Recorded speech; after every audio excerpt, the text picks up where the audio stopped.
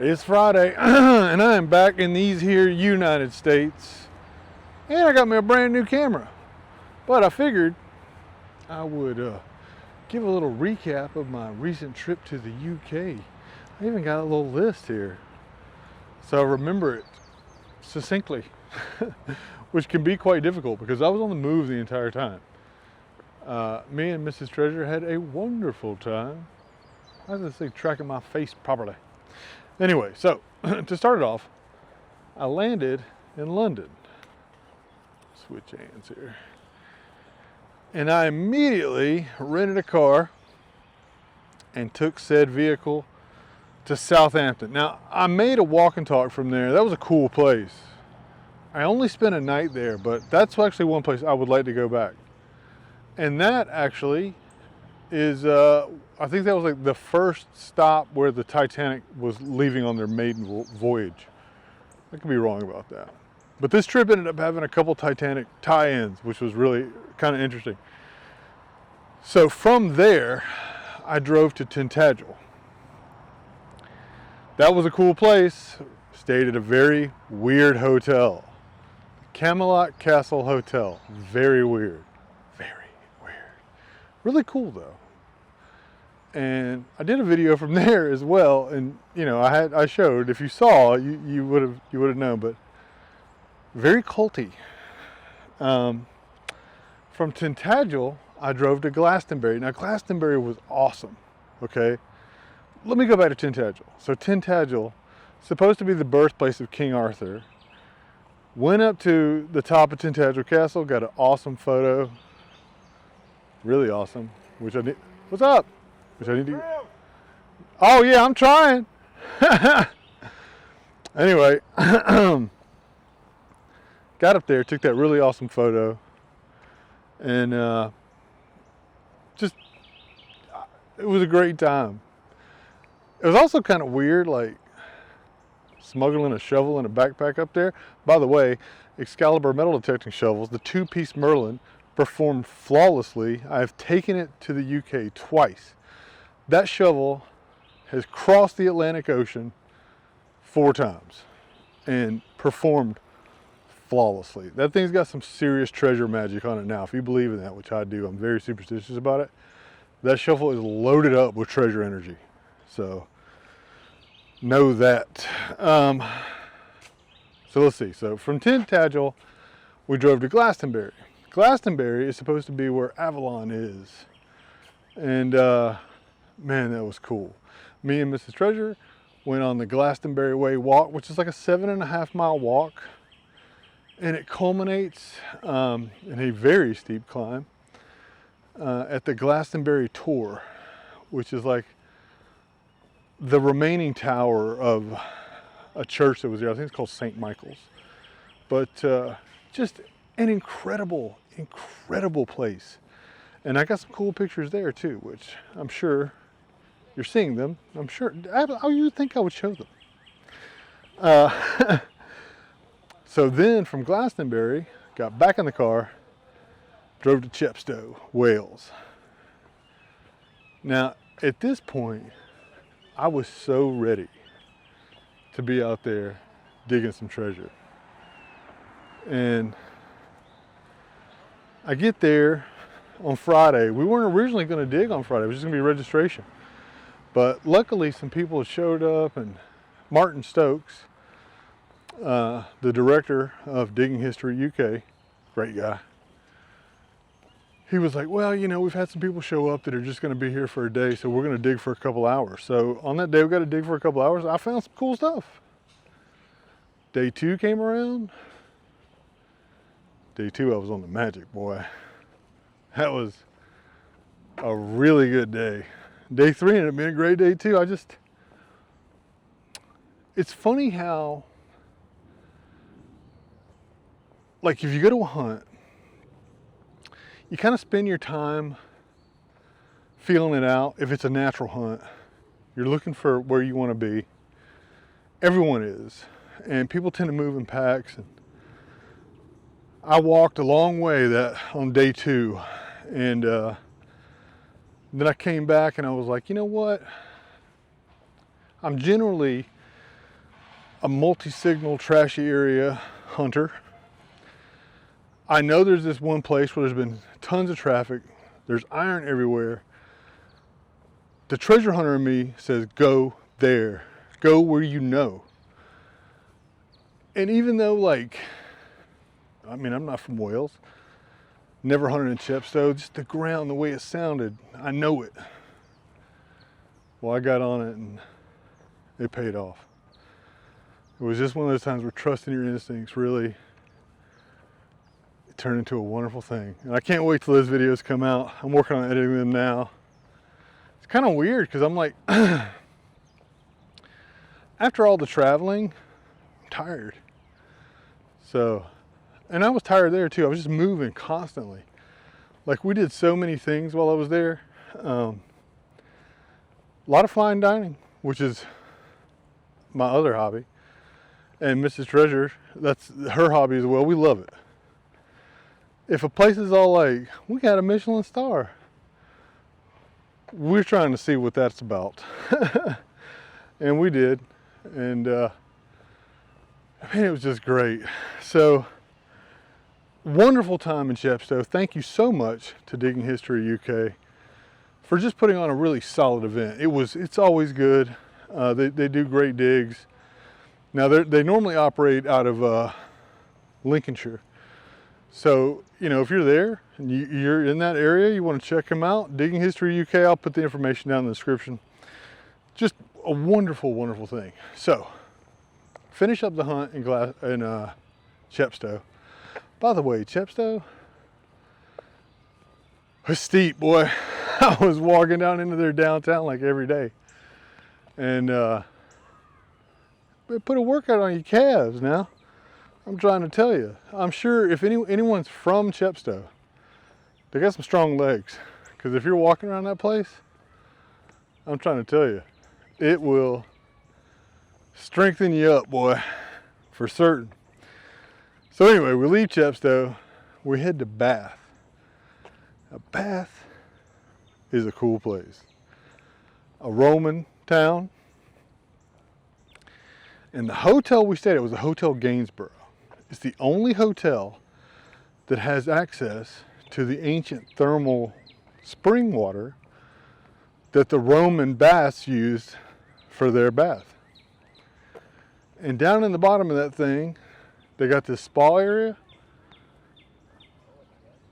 We spent plenty of time up in there. That was awesome. You go in, and then there's like, they call it like a self-circuit thing, basically.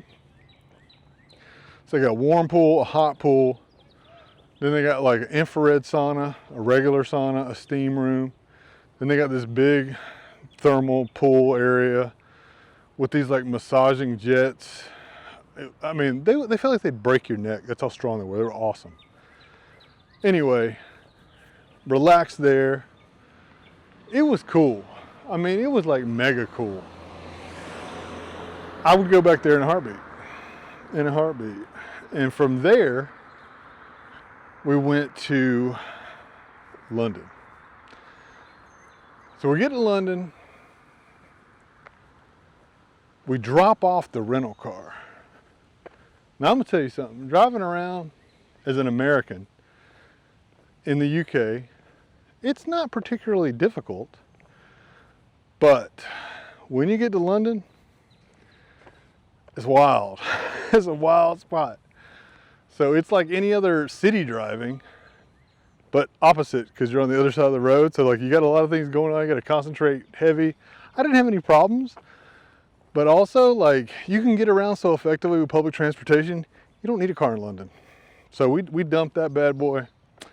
By the way, the rental car was a Volvo XC40, a brand new one. Thumbs down on that thing. I didn't like it. So if you want to know about that, that's not a fan. But while we were there, we did so much cool stuff. So, oh, you know what? I completely missed the place too. On the way to London, we stopped. We were basically in London, but we stayed like in this little suburb for one night called Bray. And in Bray, we went to a restaurant called the Fat Duck, which is a 3-star Michelin restaurant by Heston Blumenthal, I think his last name is. If I got it wrong, sorry. The name of the restaurant is the Fat Duck. It was a culinary delight. I enjoyed it so thoroughly. It was so crazy and cool, but it doesn't stop there. So anyway, like I was saying, get back in the car, drive into London, drop the rental car off. We end up staying at the Kempton Fitzroy, and what a cool hotel. Now this goes back to the whole Titanic tie-in. So this is very odd, because this whole trip was very Titanic and King Arthur related. But anyway, the hotel was designed by Charles Fitzroy Dahl, I think his name was. And he's the guy who designed the dining room on the Titanic. And so the dining room there is an almost one-to-one in dimension. I wouldn't call it a replica, because it was designed first. Actually, the dining room of the Titanic is almost a one-to-one representation of the dining room inside the Fitzroy Hotel.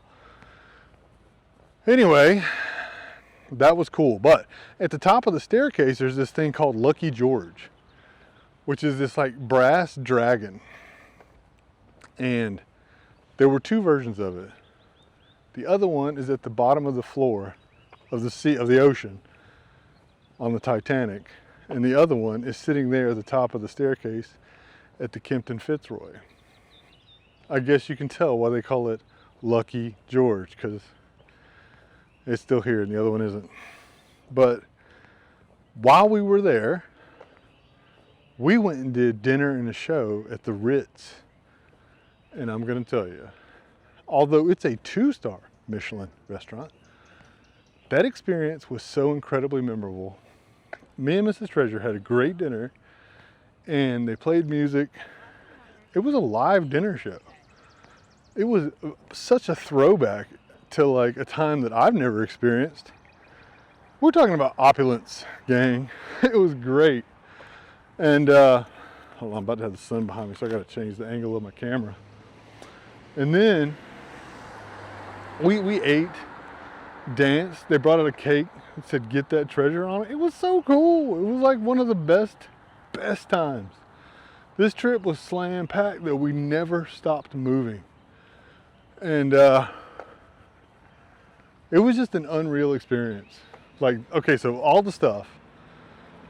And there's a couple other restaurants that we ate at that I didn't include, but were really good. But the Ritz dinner show, if you get the opportunity, that is one worth doing. Take my word on it. Now, I know I've been droning on about this trip, but just trying to, like, you know, give you guys a recap of it all, because it was such a great time. If you've never been outside the country, you need to get outside the country. Get a passport and you need to go, okay? If you've never been on an airplane, you need to get on an airplane and travel somewhere, even if it's here, okay? I can't begin to tell you how good it is to just experience other cultures, realize that there is a whole world out there. Also to realize that we're all the same, okay? I think that gets lost a lot. You know, you get kind of into this whole like otherism, and it's just not how it is. But anyway, don't be xenophobic is what I'm saying. All right, get out there, experience the world. You also realize a lot about, like, let's just say that the veil of illusion comes down quickly when you experience other parts of the world. I'll leave it at that. But what else? Oh, I said I'd be doing a giveaway. I'm doing a giveaway. So this week I'm giving away a custom hand digger sheath by Chris Edwards, who is currently taking a social media blackout. So if you are interested, if you don't win, but you're interested in getting one, you can reach out to me. I'll put you in contact with them. They're so cool. He makes each one by hand, and this one has got my logo on it. Get that treasure hand digger sheath. And to enter it, all you got to do is comment on this video, hashtag to the future, and tell me something you want to find or a place you'd like to go. And if you just do a hashtag and just to the future, you ain't gonna win nothing. I'm not about that. So know that. Also, and I can't forget, that's why I'm glad I wrote the list. Super mega big thanks to Nate. As a matter of fact, this whole giveaway and video is dedicated to Nate. Well, and also Chris for making the sheath. But Nate was like, you always say you're gonna give away stickers and swag, but I don't never see any swag. So he donated a bunch of spray bottles. If you would like a free Get That Treasure spray bottle for your coin finds, your silver coin finds, all you gotta do is email me. igetthattreasure@gmail.com, and I will send you stickers or whatever swag I have at the time, free of charge. And if you just want to submit a favorite find, send your pictures. Tell me the story about your favorite find, and we'll show it on Wednesday's favorite find videos. You know, very rarely do I ask people to like subscribe and all that stuff, but if you've made it this far, you should. You don't even, you know, I would appreciate it. I would appreciate it. The winners from the contest will be announced, and whoever wins, I'll also send you one of these as well. Thank you so much, Nate. You don't know how much I miss you. When I get back to Dallas, we'll go do some hunting. Also, speaking of Dallas hunters, I'd like to give a shout out to Digging Dallas. I'm watching you. You're posting videos. You're going hard on it, man. I think it's so great. And I'll put his information down there at Digging Dallas. If you haven't seen him, check him out. He's trying to get it on YouTube, and I'm rooting for you. I am rooting for you. So thanks to Chris Edwards, thanks to Nate, thanks to Steve over at Digging Dallas. I'm so happy for all you guys, and I appreciate everything. So I think that's about it. Make sure to enter the contest. Smash that like button. That's what they used to say. Do they even still say that? Subscribe. Give me a prescription to the channel. I'll have a pretty cool hunt video coming out Monday. If you get out this weekend, I hope you get that treasure. And thank you so much for watching.